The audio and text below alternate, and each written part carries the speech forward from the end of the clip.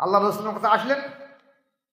আসার পরে রসুল সাল্লাম কি করলেন, ডান হাত মোবারক ওমর রাদিয়াল্লাহু হাতে বাম জায়গায় এই জায়গায় হাত দিলেন। দেওয়ার সঙ্গে সঙ্গে একটা ঝাঁকুনি দিয়ে বললেন, ওমর তুমি কি এখনো ভুলের উপর দাঁড়িয়ে থাকবে? এখনো কি তোমার ভুল ভাঙিনি? তুমি কি এখনো সত্যের সন্ধান পেলে না? তোমার কি এখনো অনুশোচনা আছে, বিবেক বোধ ফুটে উঠিনি? এখন এই ভুলের উপর দাঁড়িয়ে থাকবে? ঝরঝর করে কাঁদতেছে ওমর রাদিয়াল্লাহু। তলোয়ারটা আল্লাহ রাসূল পায়ের ধারে রেখে বলে, ইয়া রাসূলুল্লাহ, বলে আমি এই তলোয়ার নিয়ে আপনাকে কতল করার জন্য এসেছিলাম। এই তলোয়ার আপনার পায়ের তলায় আমি জিম্মাদারি রেখে দিয়ে দিলাম।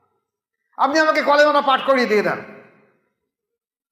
হাতটা জোর করে বলছেন, ইয়া রাসূলুল্লাহ, আপনি আমাকে কলেমাটা পাঠ করিয়ে দিয়ে দেন। আল্লাহ রাসূল ওমর রাদিয়াল্লাহু হাত মুবারক ধরে বললেন, বলো আশহাদু আল্লা ইলাহা ইল্লাল্লাহু ওয়া আশহাদু আন্না মুহাম্মাদান আবদুহু ওয়া রাসূলুহু। উপস্থিত তরিকাতে সালেকিন বৃন্দ, মাদ্রাসায় মাসুমিয়ার ছাত্ররা, আজ হলো নিসফে শাবানের রাত, শবে বারাতের রাত।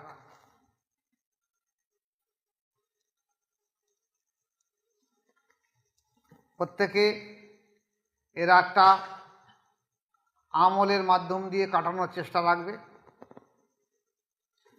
আগামী মাসে যেহেতু 2 সপ্তাহ পরে আবার রমজান মাস আসছে, আমি রমজান সম্পর্কে দুটো একটা কথা আপনাদের সামনে যে আলোচনা রাখবো, যদি পরবর্তী সময় পাই আর দেখা যাবে।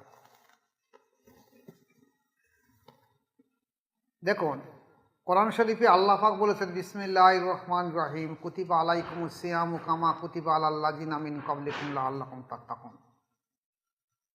হে রাসূল, তোমাদের উপর যে রমজানের রোজা ফরজ করা হয়েছে, তোমাদের পূর্ববর্তী নবীদের উপর ফরজ করা হয়েছিল। উদ্দেশ্যটা কি? যারা তোমরা তাকওয়া অর্জন করতে পারো। এখন তাহলে দেখা যাচ্ছে আমাদের ওপরে যেমন রোজা ফরজ হয়েছে, পূর্ববর্তী নবীদের উপরেও রোজা ফরজ ছিল, শুধু তাকওয়া করার জন্য। এখন তাকওয়া রোজার মুখ্য উদ্দেশ্য। রোজার মুখ্য উদ্দেশ্য শুকানো নয়। তো রোজা কাদের উপরে ফরজ? কারা রোজা রাখবে? দেখুন, ইসলামের বুনিয়াদ 5টা: কলেমা, নামাজ, রোজা, যাকাত, হজ।